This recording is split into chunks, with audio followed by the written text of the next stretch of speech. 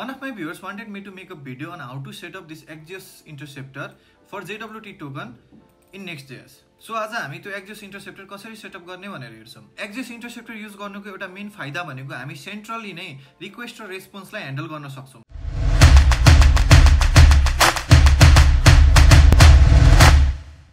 So मैले यहाँ भर्खरै मेरो एउटा नेक्स्ट एप्लिकेसनलाई फ्रेशली सेटअप गरेको छ र सबभन्दा सुरुमा म के गर्छु भने यो सोर्स भित्र एउटा म फोल्डर बनाउँछु lib भनेर र त्यो फोल्डर भित्र म axios.js भन्ने एउटा फाइल बनाउँछु। सो अब यो फाइल भित्र हामी एउटा Axios को कस्टम इन्स्टेन्स बनाउँछौं। सो Axios को इन्स्टेन्स बनाउनको लागि सबभन्दा सुरुमा हामी npm i axios गरेर Axios लाई इन्स्टल गर्छौं र मेरो Axios इन्स्टल भइसकेपछि म यहाँ गएर const api equals to axios.create गरेर यसरी axios.create गरेर म एउटा Axios को इन्स्टेन्स क्रिएट गर्छु जसको नाम चाहिँ API हो। अब म यहाँ माथि गएर यो Axios लाई इम्पोर्ट गर्छु यसरी import Axios भनेर र Axios लाई इम्पोर्ट गरिसकेपछि यो axios.create भित्र म एउटा अब्जेक्ट पास गर्छु र त्यो अब्जेक्ट भित्र यसरी बेस URL लाई हाल्छु। अब यो भिडियोमा हामी यो JSON प्लेसहोल्डरको mock API युज गर्छौं, त्यही भएर हाम्रो बेस URL भनेको यो नै हुन्छ। सो डाइरेक्टली हामी यसलाई बेस URL मा यसरी पेस्ट गर्न मिल्यो एज अ स्ट्रिङ, अथवा हामी के पनि गर्न सक्छौं भने डाइरेक्टली रूटमा गएर एउटा .env भनेर फाइल बनाउने र त्यसको भित्र अघि जसरी नै हाम्रो यो बेस URL लाई यसरी नेक्स्ट पब्लिक API URL की भित्र हाल्दिने। अब axios.js मा गएर यो बेस URL मा चाहिँ म के गर्छु भने process.env अनि म यहाँ गएर मेरो यो जुन बेस URL को जुन की छ यसलाई म कपी गरेर ल्याएर यहाँ पेस्ट गरिदिन्छु यसरी। सो यति गरिसकेपछि मेरो एउटा कस्टम इन्स्टेन्स रेडी भयो। अब हामी इन्टरसेप्टर्सहरु लेखौं। सो यहाँ गएर म हाम्रो इन्स्टेन्सको नाम जुन API हो api.interceptors.request.use भनेर एउटा मेथडलाई कल गर्छु र अब यो लाइनको थ्रुबाट चाहिँ म मेरो रिक्वेस्टलाई मोडिफाई गर्न सक्छु। अब यसले दुईटा कलब्याक फंक्सन्सहरु लिन्छन् यसरी, एउटा कलब्याक फंक्सन र अर्को कलब्याक फंक्सन।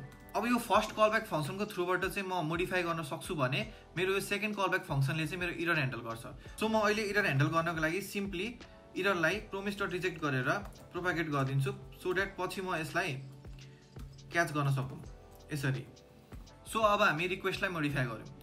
सो मेरो यो फर्स्ट कलब्याक भित्र म यसरी config भनेर हाल्छु र यहाँ म config.headers.authorization भनेर राख्छु। प्राय गरेर JW टोकन अथवा एक्सेस टोकनलाई चाहिँ यही अथोराइजेसन भित्र पठाउने गरिन्छ। सो म अब यहाँ इक्वल्स टु गरेर यसरी bearer लेखेर म यहाँ टोकन पास गरिदिन्छु। सो यो टोकन कहाँबाट आउँछ त? यो टोकन भनेको जब हामी लगइन गर्छौं त्यो लगइन API को रेस्पोन्समा एक्सेस टोकन भनेर यो टोकन आउँछ र एक्सेस टोकनको साथसाथै हामी रिफ्रेश टोकन पनि पाउँछौं र नर्मली हामी यो टोकनलाई चाहिँ लोकल स्टोरेज अथवा कुकीजमा लगाएर राख्छौं र त्यहाँबाट यसलाई बोलाएर ल्याउँछौं। सो अहिलेको लागि चाहिँ म एउटा स्ट्याटिक टोकन राख्दिन्छु const token equals to my secret token भनेर र लास्टमा गएर म यो कन्फिगलाई रिटर्न गरिदिन्छु यसरी। सो यो हाम्रो रिक्वेस्ट इन्टरसेप्टर भयो। अब यसै गरी हामी रेस्पोन्स इन्टरसेप्टर पनि बनाऊँ api.interceptors.response.use भनेर। सो अघि जसरी यसले पनि दुईटा कलब्याक फंक्सन्सहरु एक्सेप्ट गर्छन् यसरी र फर्स्ट कलब्याक फंक्सनको थ्रुबाट चाहिँ हामी रेस्पोन्स ह्यान्डल गर्न सक्छौं भने सेकेन्डबाट चाहिँ अघि जसरी नै एरर ह्यान्डल गर्छौं। सो म अघि जसरी नै एररलाई promise.reject भनेर प्रोपागेट गरिदिन्छु यसरी रिटर्न promise.reject गरेर म एररलाई प्रोपागेट गरिदिन्छु र अब यहाँ हामी API बाट एरर आउँदाखेरि के गर्ने के नगर्ने भन्ने कुरा पनि ह्यान्डल गर्न सक्छौं।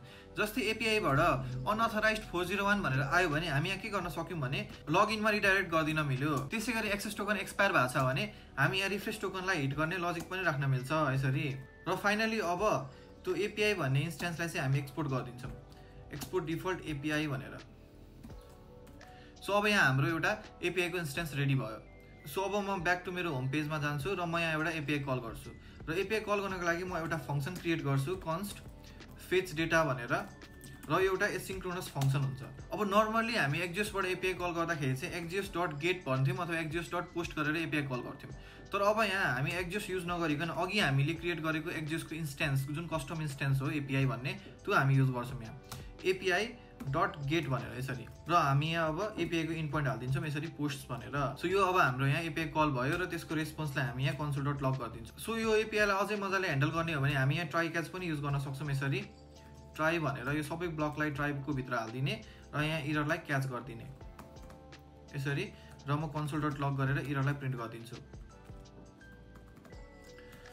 सो अब यहाँ हाम्रो यो फंक्सन रेडी भयो र अब म यो फंक्सन चाहिँ कहाँ कल गर्छु भने use effect भित्र कल गर्छु so that as soon as my UI gets rendered my API is called। So अब म यहाँ use effect को भित्र गएर यसरी fetch data भनेर फंक्सनलाई कल गरिदिन्छु र डिपेन्डेन्सीमा empty array हाल्दिन्छु। सो अब म युज इफेक्टलाई इम्पोर्ट गर्छु र त्यति मात्र नभएर अब मैले नेक्स्टमा युज इफेक्ट चलाउनु पर्यो भने मैले यसमा गएर यसरी युज क्लाइन्ट हाल्नुपर्छ। सो अब म युआईमा गएर कन्ट्रोल शिफ्ट आई गरेर यसरी नेटवर्कको ट्याब खोल्छु। अब नेटवर्कको ट्याब खोलेर जब म रिफ्रेस गर्छु मेरो यहाँ के हुन्छ भने त्यो अहिलेको पोस्ट भन्ने एपिआई कल भएको हुन्छ र यहाँ हेऱ्यौँ भने हाम्रो यहाँ रेस्पोन्स पनि आइरहेको छ।